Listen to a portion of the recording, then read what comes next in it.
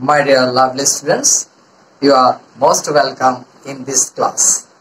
My name is Dilip from DKD English. I hope all of you are very good. এখন তোমাদের জন্য যে একটা ছোট্ট ক্লাসের আয়োজন করছি, এটা একটা মাত্র কয়েক মিনিটের একটা ব্যাপার, একটা নোট, খুব ইম্পর্টেন্ট একটা জিনিস। সেটা হচ্ছে যে ফর্মাল লেটার বলো আর অ্যাপ্লিকেশন বলো বা ইমেল বলো, যেটা বা ফর্মাল ইমেল বলো, যেটাই বলো না কেন, একটা অ্যাপ্লিকেশন খুব ইম্পর্টেন্ট।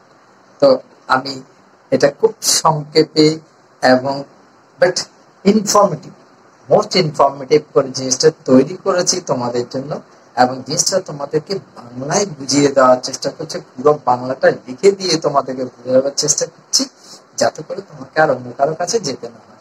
এবং তুমি যদি এইভাবে শিখতে পারো, আমার মনে হয় তুমি আর কখনো এই জিনিসটা ভুলে যাবে না। প্লাস মানে এই জিনিসের যে সেন্টেন্স মেকিং সিস্টেম আছে, সেটা যদি তুমি অন্য কিছুতে বা অন্য কোনো ফর্মাল লেটারের মধ্যে বা অন্য কোনো জায়গায় অ্যাপ্লাই করতে চাও, তো আমার মনে হয় সেটাও করতে পারবে। তোমাকে তাহলে কি করতে হবে? একটু মনোযোগ দিয়ে ধৈর্য ধরে কোনো রকম স্কিপিং করা ছাড়া পুরো ভিডিওটা এই কয়েক মিনিট ওয়াচ করতে হবে। আর হ্যাঁ, অথচ এইটা যদি তোমার প্রয়োজন না হয়, তাহলে তুমি আমার চ্যানেলে প্লে লিস্টে ঢুকে গিয়ে তোমার প্রয়োজনীয় যে জিনিসটা সেটা তুমি পাচ্ছ কিনা দেখো। যদি পাও, তাহলে সেখান থেকে তুমি ক্লিক করে বা টাচ করে ওয়াচ করে নিতে পারো, নোট করে নিতে পারো, সেটা তোমার ইচ্ছা। ওকে, তাহলে দেখো, একটু মনোযোগ দিয়ে ওয়াচ করো, দেখো আমি কিভাবে জিনিসটাকে সংক্ষেপে বাট মোস্ট ইনফরমেটিভ করে তৈরি করেছি এবং তোমাদের সামনে তুলে ধরছি। একটু মনোযোগ দিয়ে ওকে, লিসেন টু মি প্লিজ। দেখো, এখানে প্রশ্নটা বিভিন্ন ভাবে থাকতে পারে। এটা এ ফর্মাল লেটার থাকতে পারে, অ্যাপ্লিকেশন থাকতে পারে, যেভাবে থাকুক না কেন তোমাকে খেয়াল রাখতে হবে এই জায়গার মধ্যে taking some necessary steps for some extra classes in English. ওকে, অর্থাৎ ইংরেজিতে কিছু অতিরিক্ত ক্লাস নেওয়ার জন্য কার কাছে? এখানে হেডমাস্টার হলে হেডমাস্টার, হেডমিস্ট্রেস হলে হেডমিস্ট্রেস, বা প্রিন্সিপাল হলে প্রিন্সিপাল, যাই হোক যার কাছে লিখবে এখানে সে নামটাই লিখতে হবে এই জায়গার মধ্যে। আমি এখানে টু দ্য হেডমাস্টারও লিখেছি, প্রিন্সিপালও লিখেছি। তোমরা একটু মনোযোগ দিয়ে ধৈর্য সহকারে আমি যেটুকু সময় তোমাদেরকে বোঝাতে চাচ্ছি সেটুকু সময় একটু কষ্ট করে ব্যয় করো, তাহলে দেখবে এই অ্যাপ্লিকেশনটা খুব সহজেই তোমার কাছে শেখা হয়ে যাবে। আমি খুব সহজভাবে জিনিসটা এখানে লিখেছি এবং তোমাদেরকে বুঝিয়ে দেওয়ার চেষ্টা করছি। ওকে, তাহলে দেখো, আর এখানে কি লিখবে? যে স্কুলের কথা বলা হবে প্রশ্নপত্রে, যদি স্কুল কলেজের কথা বলা হয়ে থাকে, তাহলে যে স্কুলের কথা বলবি সেই স্কুলের কথা বা কলেজের কথা নাম এখানে লিখতে হবে, ঠিক আছে? আর এখানে জেলার নাম, যেহেতু প্রশ্নপত্রে যেটা দেওয়া থাকবে সেহেতু তোমাকে এখানে সেটা লিখতে হবে। দেখো, সাবজেক্ট কিভাবে লিখতে হবে? সাবজেক্ট লিখতে হবে praying for arranging some extra classes in English, অর্থাৎ ইংরেজিতে কিছু অতিরিক্ত ক্লাসের ব্যবস্থা করার জন্য প্রার্থনা। এখানে আমি বাংলাটা সহ একসাথে লিখে দিয়েছি, তোমরা চাইলে বাংলাটা একসাথে লিখে নিতে পারো, আবার চাইলে বাদ দিতে পারো। আমি কেন লিখে দিয়েছি নিশ্চয়ই বুঝতে পারছো, যাতে করে তোমাকে আর অন্য কারো কাছে যেতে না হয় বা কোনো রকম অর্থ বোঝার জন্য টেনশন করতে না হয়, ঠিক আছে? দেখো, এরপরে কি লিখেছে? স্যার, জানো, ম্যাডাম হলে ম্যাডাম লিখবে, স্যার হলে স্যার লিখবে, ঠিক আছে? এই জায়গায় তুমি যদি মনে করো যে কি ম্যাডাম লিখতে হবে, তাহলে এই জায়গায় আমি এখানে আরেকটা জিনিস লিখছি, ম্যাডাম, ঠিক আছে? এটাও হতে পারে। এরপর দেখো কিভাবে লিখলাম, we the students of your school back to state that we are going to sit on the SSC examination this year. অর্থ কি? আমরা আপনার স্কুলের ছাত্র বা ছাত্রীরা অনুরোধ করছি যে আমরা এবছর এসএসসি বা মাধ্যমিক পরীক্ষায় বসতে বা অংশগ্রহণ করতে যাচ্ছি, ঠিক আছে? We have almost 3 months time in hand.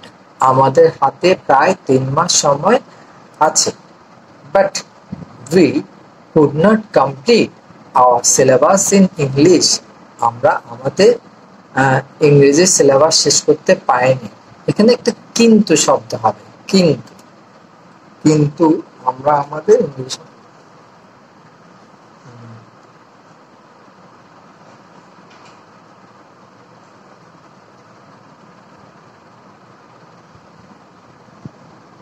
কিন্তু আমরা আমাদের ইংরেজি সিলেবাস শেষ করতে পারিনি।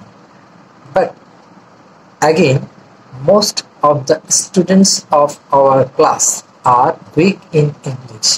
আবার আমাদের শ্রেণীর ছাত্র বা ছাত্রীদের অধিকাংশ ইংরেজিতে দুর্বল।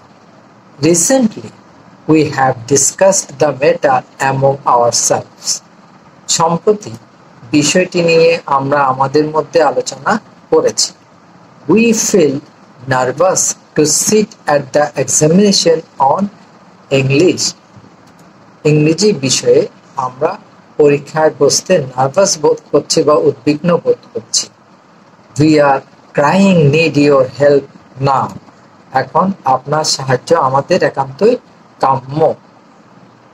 এরপর কি we therefore, এখানে দেখো we এর পর একটা কমা আছে, therefore এর পর একটা কমা আছে, এই দুটো তোমাকে দিতে হবে, নাহলে তোমার নাম্বার কাটা যেতে পারে। Pray and hope that you will be kind enough to arrange some extra classes on English to remove our weakness and nervousness and oblige thereby. অতএব আমরা প্রার্থনা করি এবং আশা করি যে আপনি আমাদের দুর্বলতা ও উদ্বিগ্নতা দূর করতে ইংরেজি বিষয়ে কিছু অতিরিক্ত ক্লাসের ব্যবস্থা করার জন্য যথেষ্ট সদয় হবেন এবং আমাদেরকে বাধিত করবেন। এটুকু হলো তোমার মূল জিনিস। এবার এন্ডিং এ কিভাবে লিখতে হবে? এইভাবে লিখতে হবে, obediently yours, অর্থাৎ আপনার বাধ্যগত।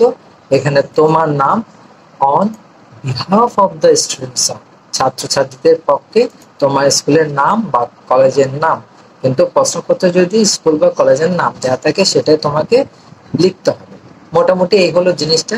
এখন আবার নিচে কি করেছি দেখো, আমি পুরো জিনিসটাকে ইংরেজিতে অর্থাৎ বাংলা ছাড়া পুরো জিনিসটাকে এখানে ইংরেজিতে লিখে দিচ্ছি।